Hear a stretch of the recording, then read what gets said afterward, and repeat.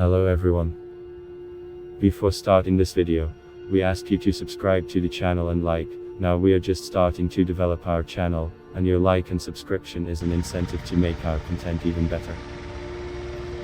In 1492, the existence of America became known in medieval Europe after Christopher Columbus visited the islands of the West Indies and, during his second trip in 1493, personally landed on the island of Puerto Rico, now a state associated with the United States.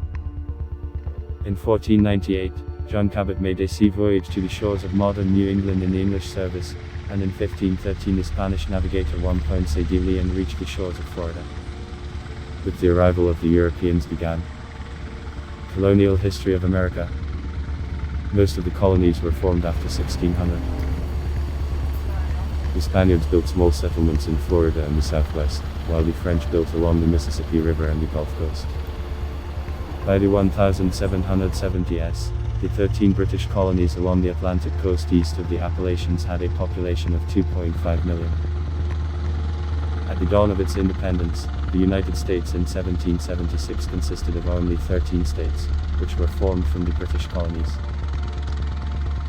After the Declaration of Independence in 1776, they had to fight twice with Great Britain in the War of Independence and in the War of 1812. According to the Paris Peace Treaty of 1783, Great Britain officially recognized the independence of the United States, but until the end of the Second Anglo-American War in 1815, it still continued to provide support to the allied Indian tribes that resisted the U.S. Army. Immediately after the end of the War of Independence, the expansion of the United States in the western direction began, supported by the faith of the Americans in the explicit destiny, according to which God predetermined the existence in America of their state from the Atlantic Ocean to the Pacific Ocean. The main territory of the United States was formed by 1912, when the last state, Arizona, was formed in its continental part.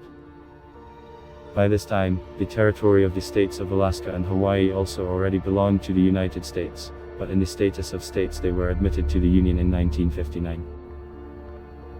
The basis of the U.S. Constitution is the text approved in 1788, which included the U.S. Declaration of Independence.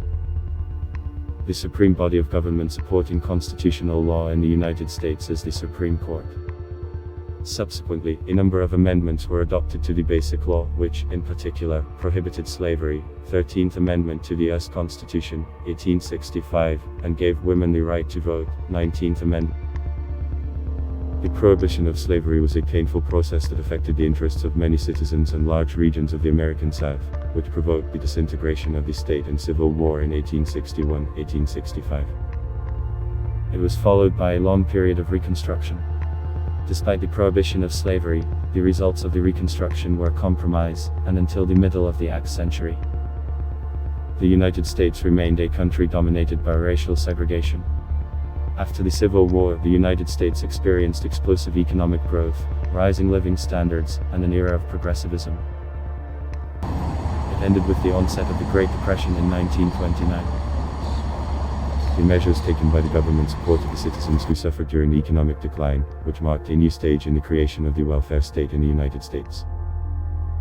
The government's military orders, which increased sharply with the outbreak of World War I and then the Cold War, contributed to the recovery of the American economy, which led to the transformation of the United States into a world superpower. The end of the first part. If you liked this video, write to us about it in the comments. What do you want to continue? Like and subscribe to the channel. Thank you all and see you again on the Life for Life channel.